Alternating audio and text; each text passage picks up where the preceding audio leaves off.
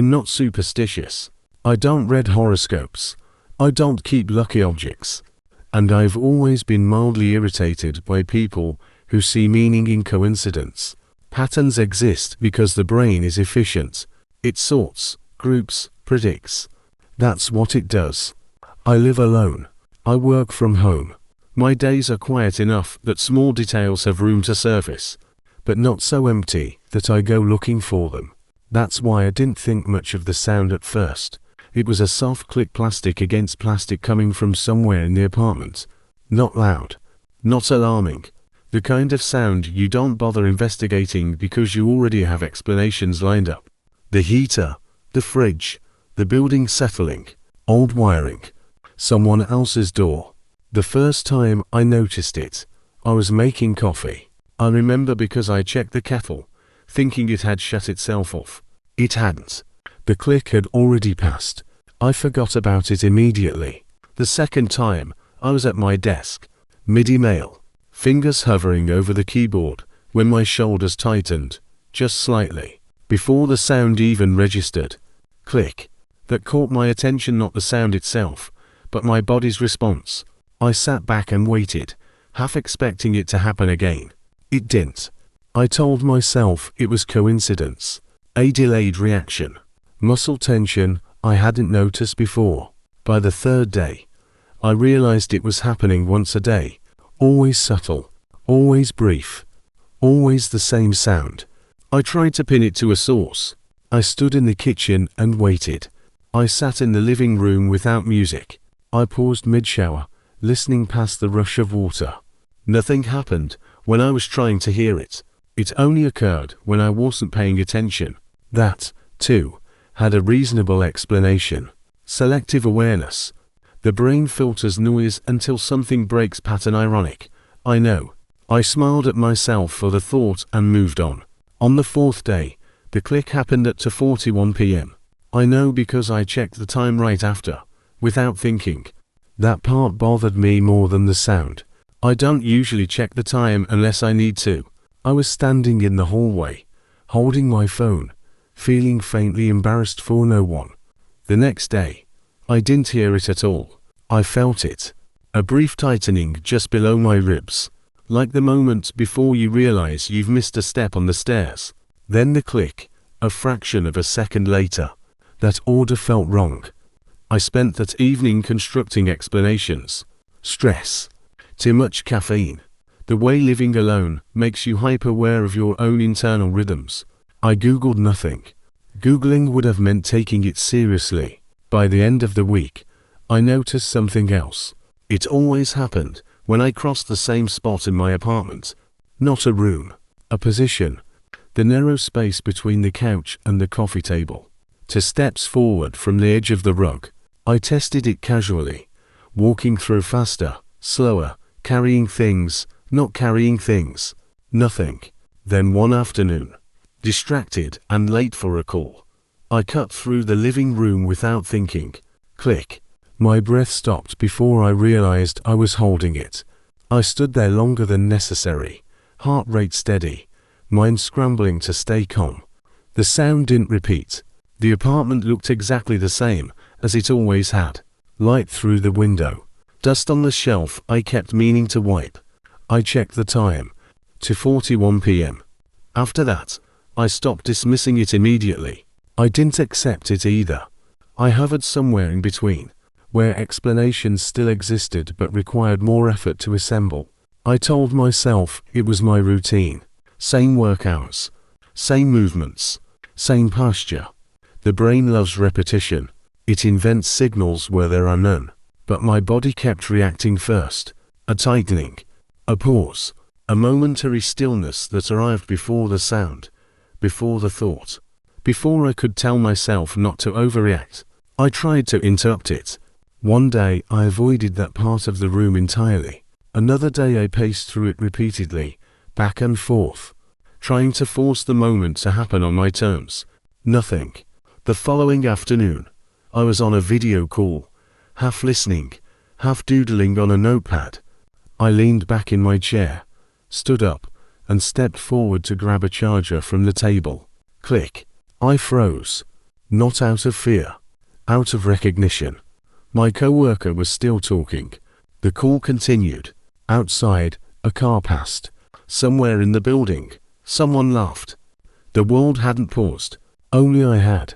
I didn't check the time right away. That felt important. When I finally did, it was 2:41 p.m.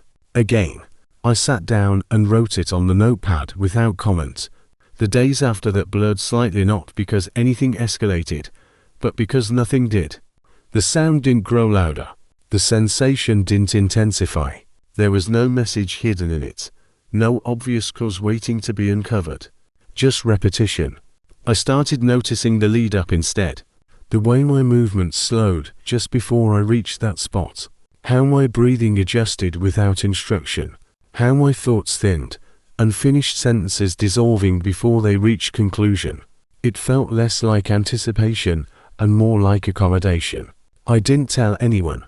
There was no version of the story that sounded reasonable out loud. Even to me, it felt thin, like something that lost its shape when exposed to air. What unsettled me wasn't the click anymore. It was the growing certainty that if it stopped, I would notice that too. This afternoon, it happened again. Same place, same time, same quiet alignments of body and space.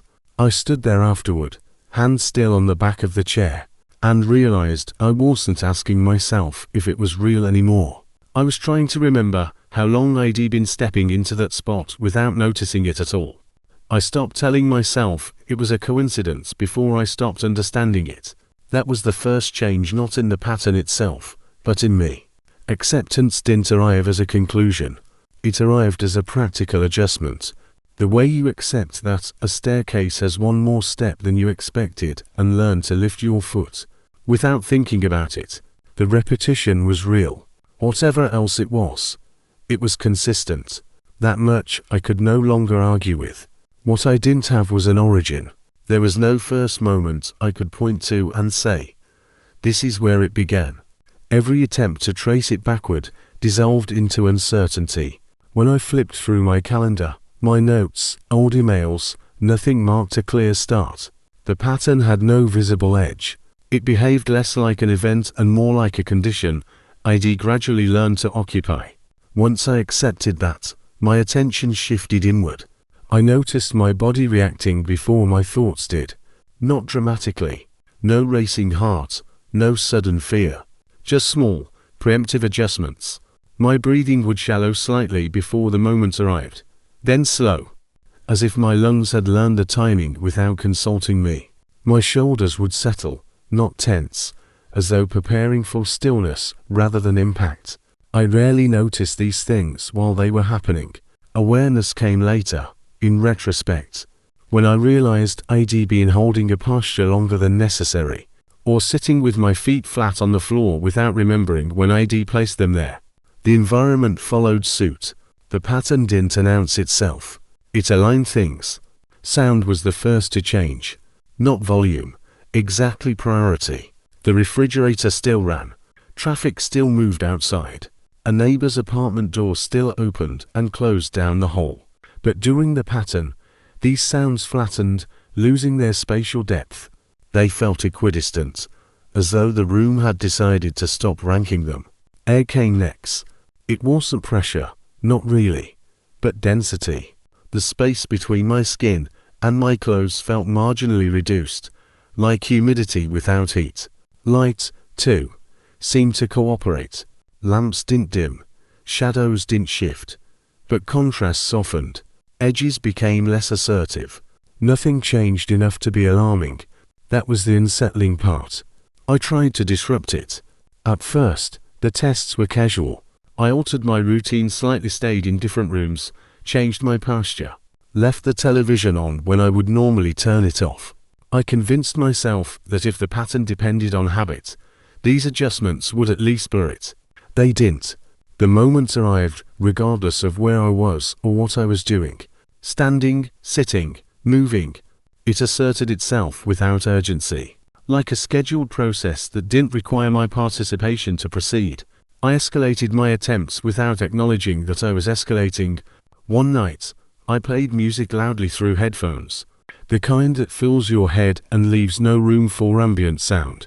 When the pattern arrived, the music continued uninterrupted, but it lost texture. Rhythm remained, melody remained, but emotional weight drained out of it, leaving something closer to organized noise.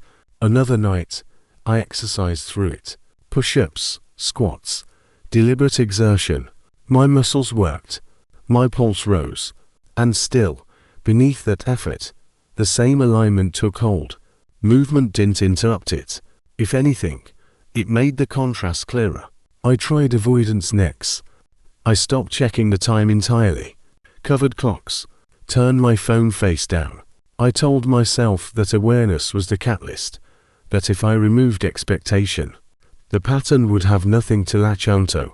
That theory failed quietly. My body knew when it was happening.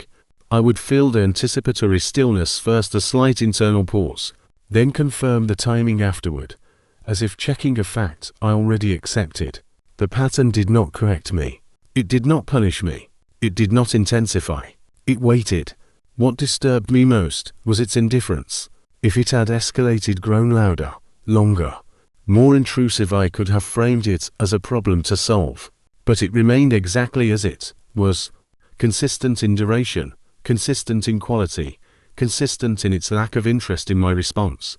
There were no warnings, no messages, no sense of being tested. It wasn't reactive. At some point, I realized I had stopped asking what caused it and started paying attention to how the space behaved during it. The way rooms lost hierarchy, the way my thoughts shortened, incomplete ideas dissolving before they reached language, the way my body cooperated without instruction, settling into stillness as if stillness were the most efficient option. I didn't feel observed. I felt included. That distinction mattered more than I wanted it to. I wrote less about what was happening and more about when it was not. The minutes before, the minutes after. I noticed how the environment resumed itself in layers: sound first, then movement, then the familiar background noise of my own thinking. Normality didn't snap back. It reassembled. The pattern had edges, soft ones, but real. One evening, I stood in the doorway between rooms as it happened, 1 foot on each side of the threshold, half expecting a difference. There wasn't one. The alignment didn't belong to a location. It didn't respect boundaries. Another night, I left the apartment entirely, walked the block, stood under a streetlight, listened to the city breathe around me. The pattern arrived there, too, not altered by open space or distance from my usual surroundings. The same quiet flattening, the same bodily cooperation. That was when I understood something I hadn't articulated before. The pattern wasn't attached to my routine. My routine had adjusted around it. I thought back to the early days, the initial rationalizations, stress, sleep irregularity, attention bias. None of those explanations were wrong. Exactly. They were just incomplete, describing my interpretation rather than the thing itself. The pattern didn't need to convince me. It didn't need belief. It didn't even need awareness. It functioned whether I watched it or not. That realization didn't bring fear. It brought clarity, the uncomfortable kind that removes options rather than adding them. I could continue to test, to avoid, to disrupt, but those actions were now clearly lateral, not forward. They changed nothing fundamental. I began to suspect that my role in this was not discovery. It was entry. The pattern hadn't started when I noticed it. It hadn't begun when I accepted it. It had been there already, operating at a scale I hadn't been calibrated to perceive. My awareness hadn't created it. It had simply crossed a threshold that allowed me to participate. That thought settled without resistance. Now, when the alignment arrives, I don't brace for it. I don't wait for it, either. My body does what it has learned to do. The space does what it always does. The minute passes, and afterward, I no longer ask myself whether it's real. I find myself wondering something quieter, and far more destabilizing. How long it had been there before I learned how to notice. I used to think the pattern existed independently of me. That was the only way I could tolerate it at first, by imagining it as something external. that I happened to observe, a timing issue, a quirk of environment, a convergence of routines that looked intentional only because I was standing close enough to notice it.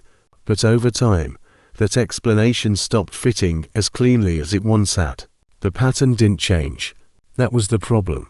No escalation, no deviation, no reward for attention or punishment for neglect. It arrived with the same neutrality every time, as if neutrality itself were the point. If I reacted, it didn't respond. If I ignored it, it didn't insist. It simply aligned, the way a door settles into its frame when you stop pushing against it. What began to change was me. I noticed it first in my body, the way I always did. Not fear, never that, but preparation. A soft tightening behind the ribs, a slowing I couldn't attribute to intention. I would realize, only afterward, that I had adjusted my posture without meaning to. Feet planted more evenly, shoulders settling, breathing smoothing itself out, as though irregularity would be inefficient. It occurred to me one evening, standing in the kitchen, that I was no longer waiting for the pattern to happen. I was ready for it.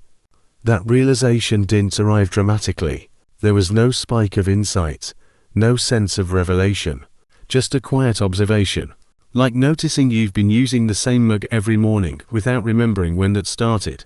I stood there with my hands on the counter, aware of the room, aware of the time without checking it, and understood that my presence at that moment was not incidental. The pattern didn't require awareness, it required consistency. I began to test that idea the same way I tested everything else, gently, indirectly, without admitting what I was really asking. I changed my routines again, not dramatically, but enough to matter. I stayed out later. I took longer routes home. I rearranged the furniture in the living room, not because it needed it, but because I wanted to see if spatial familiarity played a role. I left lights on in rooms I didn't use. I turned them off in rooms I did. None of it disrupted the pattern, but I noticed something else. On nights when I was distracted, truly distracted, absorbed in something that pulled me fully out of myself, the alignment felt thinner, still present, but less complete, like a shape that hadn't quite finished resolving. On nights when I was attentive, even passively so, the moment felt fuller, not stronger, more exact. That was when the idea began to take form, slowly enough that I resisted naming it. The pattern wasn't reacting to me. It was including me. This wasn't about cause and effect in the way I was used to thinking about it. There was no trigger I could identify, no action that produced a measurable response. It was closer to synchronization, like two metronomes placed on the same surface, gradually finding the same rhythm without either one actively leading. I stopped thinking of myself as someone who had discovered something. Discovery implies distance, separation. This felt more like entry. There was no moment I could point to and say, "This is when I crossed over." No threshold, no decision I remembered making, just a gradual shift from observation to participation, marked only by the ease with which the pattern continued to occur. The house didn't feel different because of it. That surprised me the most.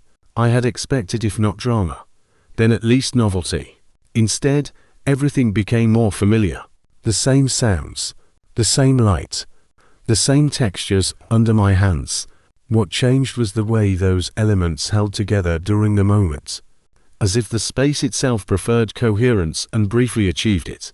I realized, then, why the pattern never escalated. Escalation would imply dissatisfaction. This felt complete. The idea that I could disrupt it came later, and when it did, it arrived without urgency. I understood, in a purely practical way, that inconsistency would matter, that absence would matter, that deviation, real deviation, not the cosmetic kind I'd been experimenting with, would introduce friction. The pattern did not currently have to account for. I could leave. I could stop aligning my days the way I had been, stop maintaining the conditions that made the moment so clean. I could introduce enough noise, enough unpredictability, that whatever balance existed would fail to resolve. The knowledge of that possibility sat with me for a long time, long enough that it stopped feeling like a threat and started feeling like responsibility. I didn't feel coerced. That was important. There was no pressure, no sense of being trapped. The pattern didn't demand my participation. It didn't punish hesitation. It didn't reach for me when I pulled back. It simply continued when I didn't. And that continuity, I realized, was the thing I had grown accustomed to. Routine does that. It disguises obligation as comfort. It makes maintenance feel like rest. Over time, the absence of disruption begins to feel like a kind of care not directed at you, but extended through you. I noticed how carefully I planned my evenings now, not consciously around the moment, but with an awareness that avoided interference. I finished tasks a little earlier. I left conversations unresolved. I positioned myself in spaces that felt neutral, neither transitional nor final. I told myself this was efficiency. It was easier than admitting it was alignment. The pattern did not thank me for this. It did not reward me. It did not acknowledge the effort at all. It remained indifferent, which somehow made the arrangement feel more stable, less like service, more like upkeep. I stopped asking what would happen if I disrupted it, not because I was afraid of the answer, but because the question no longer felt relevant. Disruption implies improvement or escape. I wasn't seeking either. What existed now was neither good nor bad. It was simply in place, and I was part of what kept it that way. The final understanding came without words. I was lying in bed, awake, aware of the familiar settling. The room held itself the way it always did. My body responded the way it always did. There was no surprise left in it, no tension, just the quiet competence of repetition. It occurred to me, then, that the pattern didn't belong to the house. It didn't belong to the time. And it didn't belong to me, either. It belonged to the space created by consistency, the narrow, precise overlap between presence and expectation. A space I had learned how to occupy without thinking about it. I understood, with a clarity that didn't require explanation, that I could step out of that space, and that if I did, something larger, something undefined, not dramatic, but carefully balanced, would lose a point of reference. The minute passed. Nothing changed. I didn't move. I didn't need to decide anything out loud. I was already where the pattern expected me to be.